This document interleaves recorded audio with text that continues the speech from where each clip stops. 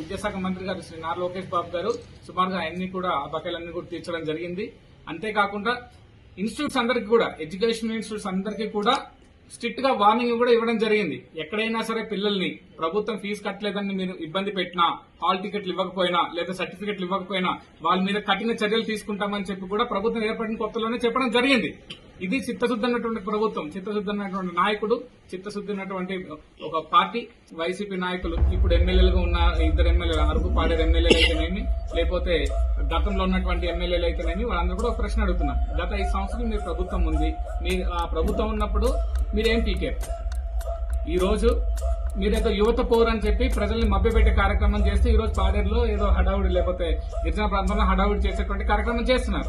ఏదైతే best available schools గిరిజన ప్రాంత ప్రజలకు తీసేసినప్పుడు మేము నెత్తినోరు కొట్టుకొని తల్లిదండ్రులు గాని మేము గాని తెలుగుదేశం పార్టీ వాళ్ళు కానీ కూటమి పార్టీ వాళ్ళందరూ కూడా నెత్తినోరు కొట్టుకొని మేము రోడ్ల మీద పడినప్పుడు ఒక్క విద్యార్థికి కూడా మీరు ఇవ్వలేనటువంటి పరిస్థితి. ఒక్క విద్యార్థికి కూడా తెలుగు మీడియం కాదు, ఉన్నత ప్రైవేట్ స్కూల్స్ లో గిరిజన విద్యార్థులను చదివించాలని ఒక ప్రయత్నం మేము చేశాం. ఆ బెస్ట్ అవైలబుల్ స్కూల్స్ తీసినప్పుడు మీరేం పీకారు? మీ జగన్మోహన్ రెడ్డి మీరు అడగలేపారా? ఆ రోజు మీ ప్రజలు గుర్తు రాలేదా? ఈ రోజు యువత భవిష్యత్తు మేము గుండెలు బాధేసుకుంటున్నారు వైసీపీ వాళ్ళందరూ కూడా. మేము ఒకటే అడుగుతున్నాం, జీవో నెంబర్ 3 తీసినప్పుడు వైసీపీ నాయకులు ఏం పీకారు? కనీసం రివ్యూ పిటిషన్ కూడా వేయించలేకపోయినటువంటి మీరు, లేకపోతే ట్రైబల్ సబ్ కమిటీలో ఉండేటువంటి మీరు, లేకపోతే ఎమ్మెల్యేలుగా ఉన్నటువంటి మీరు, ఎంపీలుగా ఉన్నటువంటి మీరు, లేకపోతే జగన్మోహన్ రెడ్డి ప్రభుత్వం మీకు ఉన్నటువంటి మీరు, డిప్యూటీ సీఎంలుగా పనిచేసినటువంటి మీరు ఏదైతే జీవో నెంబర్ 3 తీసేస్తే ఏం పీకకుంటే ఏం చేస్తున్నారని చెప్పి ఈ సందర్భంగా అడుగుతున్నాం. లేకపోతే చాలా బ్యాక్ లో పోస్టులు ఉన్నాయి. 5 సంవత్సరాల్లో డిఎస్సి ఎందుకు తీయలేదు?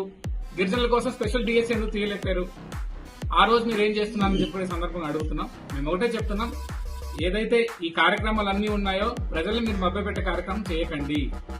మీరు గుడ్డో మెల్లో ఏదో ఇక్కడ అవకాశం దొరికిన అవకాశాన్ని ప్రజలకు మంచి చేసే కార్యక్రమం చేయాల్సిందిగా ఈ రోజు హితబోధ చేస్తున్నాం మీ వైసీపీ నాయకులందరికీ కూడా. గత 5 సంవత్సరాలు మీ ప్రభుత్వం ఉన్నప్పుడు మీరు అసెంబ్లీకి వెళ్లారు, అన్ని విధాలుగా కార్యక్రమాలు చేశారు. ఆ రోజు మీరేం పీకలేపారు? సరే పోని, ఇప్పుడు వచ్చిన 11 సీట్లు 2 పాడేరు అరకు నియోజకవర్గాల్లోనే ఉన్నాయి.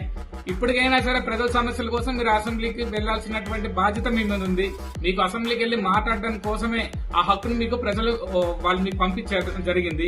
వాళ్ళ తరపున మీరు వెళ్లకుండా ఏదో మా నాయకుడు వెళ్లట్లేదు కాబట్టి మేము కూడా వెళ్ళనవసరం లేదు అని ఒక నిర్ణయం తీసుకున్నప్పుడు మీకు ఎమ్మెల్యే పదవులు అవసరమా అని అడుగుతున్నాను ఈ రోజు. లేకపోతే ఎంపీ పదవులు అవసరమా అని అడుగుతున్నాను మీకు ఈ రోజు. అసెంబ్లీకి వెళ్లరట, లేకపోతే ఎంపీలు మాత్రం పార్లమెంట్కి వెళ్తారట. ఇది ఎక్కడ చోద్యం అండి?